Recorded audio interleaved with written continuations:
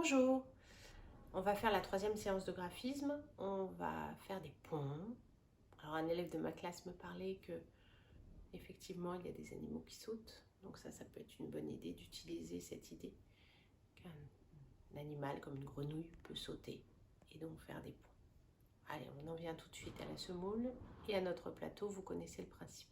Cette fois-ci, le principe est de faire des ponts comme ça.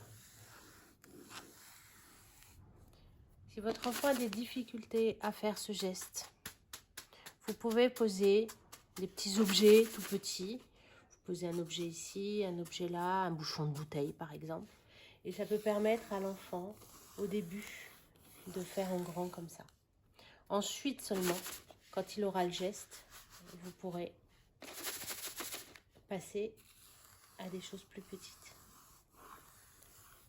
Donc ça peut être, on imagine la grenouille qui fait des bonds. Et vous avez vu que je fais bien attention à repasser à chaque fois sur mon tracé.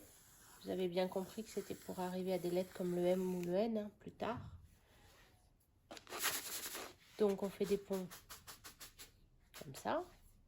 Et puis après, on va faire comme ça. C'est toujours la même chose. Si votre enfant a des difficultés à le faire, vous mettez des petits objets, des bouchons, de façon à ce qu'il puisse faire son geste correctement. Voilà. Donc ces deux gestes-là sont à faire d'une façon régulière, que vous pouvez bien sûr reprendre après sur un cahier. Au début, pas forcément entre des lignes, puis après entre des lignes, de façon à ce que votre enfant ait le geste.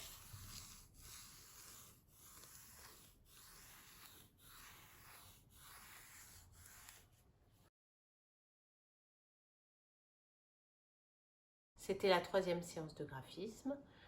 Il en reste une encore avant que nous puissions venir à l'écriture des lettres et des chiffres. À bientôt les enfants.